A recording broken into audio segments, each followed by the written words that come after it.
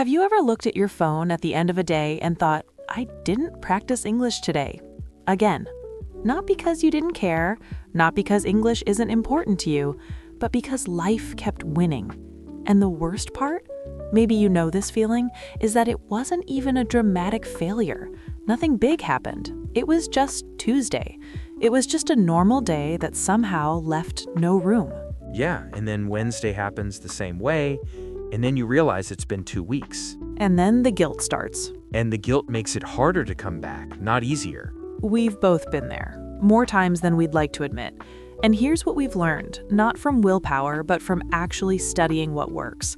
The problem was never discipline. It was design. Welcome to Steps to Fluency. I'm Jack. And I'm Lucy. And today, how to build an English practice that survives real life, not the ideal version of your schedule, the actual one. 4 tools, backed by research and built for the week that includes a Tuesday that swallows everything. The problem was never discipline. It was design. And if you've blamed yourself every time a practice collapsed, this episode is the one that changes that. One of the 4 tools is something I call emotional protection. When I first explained it to Jack, he thought I was overcomplicating things. He was wrong. And by the end of this episode, you'll understand exactly why it might be the most important tool of the 4. My most recent failed attempt, this is maybe 2 years ago. I had what I thought was a brilliant setup, 45 minutes every morning before work, English podcast, shadowing, vocabulary review, very structured, very timed. That sounds exhausting, honestly. It was, but I was disciplined for the first week, even the second week. And then a Monday came where I had an early meeting and I missed the session. And then I told myself I'd make it up in the evening, and I didn't. And then Tuesday also had a problem, and by Thursday I had mentally declared the practice dead and was waiting to start fresh on the following Monday. The I'll start Monday trap. The most dangerous 5 words in language learning. I've done a version of this, but mine was slightly different. Tell me. I built a practice that was realistic in terms of time, just 15 minutes a day, but I had it scheduled at the same time every evening, 7 o'clock, which works beautifully when life cooperates. And life does not cooperate. Life cooperates roughly 60% of the time, in my experience. So the other 40%, the 7 o'clock slot, would pass and I'd feel guilty. And guilt, it turns out, is not a great motivator for sitting down to practice something. Right, because now it's associated with failure, not with progress. Exactly. Every missed session left a residue, and that residue accumulated until the practice felt heavier than it was worth. 2 different practices, 2 different people, same collapse. And the reason we both failed is something specific, something that the research on habit formation is very clear about. Let's get to that. There's a really useful idea here in behavioral science, and it sounds technical, but the practical side is very simple. It's called implementation intentions, studied by a researcher named Peter Gollwitzer. Which means what exactly? It means instead of planning what you'll do, you plan when, where, and what triggers the action. Most people plan the what. I'll practice English every day. That's an intention, vague, easy to defer. Versus something like... Versus, when I sit down with my morning coffee, I open this podcast for 10 minutes. That has a trigger, the coffee, and a specific action attached to it. So the coffee becomes the cue, not the clock. Right. And the clock is the problem because life moves the clock. A meeting gets scheduled, the clock disappears. But the coffee, that still happens, even on bad days. That's actually the piece I was always missing. My 45-minute session was triggered by a clock. First thing that goes when the day gets complicated. But your coffee, or whatever your equivalent is, that still happens, even on meeting days, even when everything else falls apart. Gollwitzer's research, 1999 American psychologist, found that participants who formed specific implementation intentions, when X happens, I will do Y, were 2 to 3 times more likely to follow through on their intentions than those who made general plans. Applied to language learning, attaching practice to an existing daily anchor dramatically increases consistency. 2 to 3 times more likely. That's not a small difference. No, and it works because you're not relying on motivation to initiate the behavior. You're relying on the trigger. The trigger fires automatically. Motivation doesn't have to show up. Which is lucky because motivation is notoriously unreliable. Notoriously. The principle that separates practices that survive from ones that collapse isn't discipline. It's something much simpler, and we'll name it exactly in the tools section. Memorable phrase: a practice that fits your real life will always beat a perfect practice that only fits your ideal life. Let's get into the tools. Tool 1. Find your anchor. An anchor is an existing habit in your day, something you already do automatically that becomes the trigger for your English practice. Like the coffee example. Exactly, but it doesn't have to be coffee. It can be anything consistent: the commute, making lunch, walking the dog, getting into bed. Mine, when it finally worked, was the commute. I commute about 20 minutes each way. English podcast on the way in. That's it. And does it feel like practice?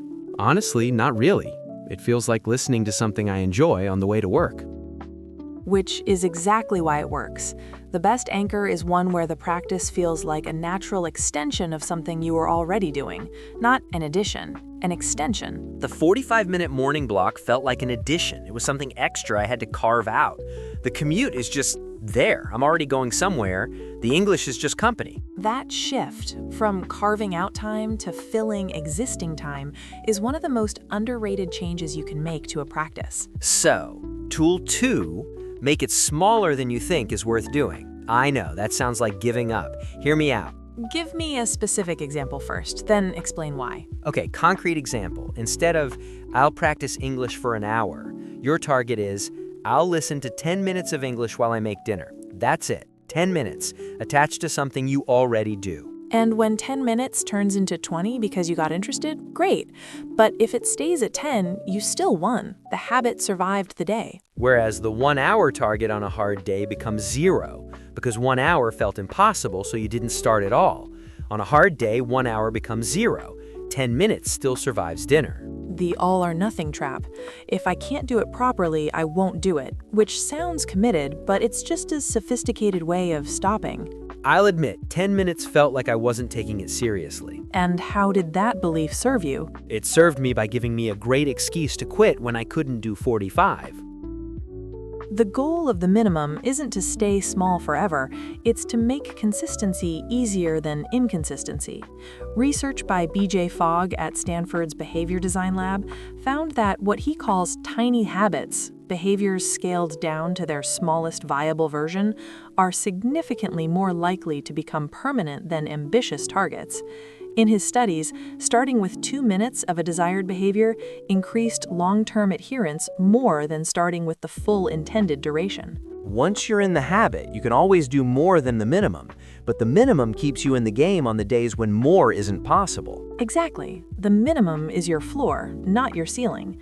The last tool is coming, the one I disagreed with. Give it 60 seconds when we get there. Tool 3, design your plan B before you need it. Most practices are designed for Plan A, the normal, uninterrupted, reasonably good day. But Plan A days are probably 40, maybe 50% of your week. Which means the other half of your week, your practice has no instructions. No instructions, which is when people improvise. And improvisation under pressure usually means skipping. So the question is, what does your practice look like when Plan A isn't available? Give me an example of how that looks in practice. Of course. Here we go. Plan A, 20 minutes of active listening on the commute. Plan B, for days when there's no commute or the commute is chaotic, 5 minutes of reading something in English with breakfast. Just 5 minutes. Plan C, for genuinely terrible days, 1 English podcast episode playing in the background. It protects continuity, it does not create progress. Hang on, is passive listening actually useful? Like you're not really processing it if you're doing something else. That's the right question, and the honest answer is Plan C is not training, it's maintenance of contact. It keeps the habit alive, it does not build the skill. Think of it like this. If you've been going to the gym consistently and you have a terrible week, a 10-minute walk still matters. Not because the walk builds strength, because it keeps you in the identity of someone who moves. And identity is what brings you back to the gym. So Plan C is about not breaking the streak, not about replacing the workout. Exactly. Plan C is never a destination, it's a bridge. You use it to get from a hard day to a better one. If you're living in Plan C most of the time, that's a signal your Plan A needs redesigning, not your willpower. I want to push back on this slightly. Is there a risk that people use Plan C as a comfortable excuse? Like you design a B and a C, but you end up always in C and tell yourself it's fine? Yes, that's a real risk, and the way you manage it is by tracking, not obsessively, just a simple mark on a calendar, A to B to C. Over 2 weeks, if you're mostly in C, that tells you something about either your Plan A or your life right now, and you adjust. So the plan isn't fixed, you revisit it. Every month, roughly. Is this still working? Does it still fit my actual schedule? Not my schedule from 2 months ago, today's. Tool 4, the one I disagreed with. Tool 4, protect the emotional association you have with practice. This is the hardest one to explain without it sounding soft, so bear with me. When you first said this to me, I genuinely thought you were overcomplicating it. Like, make sure you feel good. Okay, sure. Right, which is not what I'm saying. Here's what I'm actually saying. The emotional state you end a practice session in is the state your brain associates with practice, not the middle of the session, the end. So if I always push to exhaustion, Your brain files practice under things that make me feel depleted, and you start avoiding it without knowing why. which is what was happening to me. Most learners who say, I can't stay motivated, it's not motivation. They've trained themselves to associate practice with feeling bad at the end, and the brain does what brains do. It moves away from the source of discomfort. So what does protecting the association actually look like, practically? Stop while you're still enjoying it, not when you're exhausted, not at the perfect end of a chapter, when you're still engaged. Leave something on the table. It feels counterintuitive, but what you're doing is making tomorrow you want to come back for it. I tried this and it felt wrong for about a week, like I was cheating, like I hadn't done enough. And then? And then I noticed I was looking forward to practice instead of dreading it, which had literally never happened before. Self-determination theory, Deci and Ryan, identifies positive affect during an activity as one of the strongest predictors of voluntary return to that activity.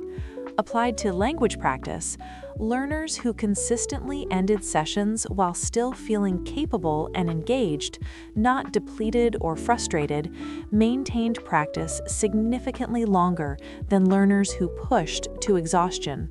So the tool is, notice when you're still enjoying it, and stop there. Leave a little on the table. Leave a little on the table, and tomorrow you'll want to come back for it. Stop while you still want to continue. It sounds counterintuitive, but it's the difference between a practice you maintain for a week and one you maintain for years. Quick word tour, same format as last week. Lucy gives the word, I use it. Fast. Anchor. A fixed point that holds everything else in place. My commute is my anchor. English starts when the train does. Good. Adherence. The quality of consistently following a plan over time. Small habits have higher adherence than ambitious ones.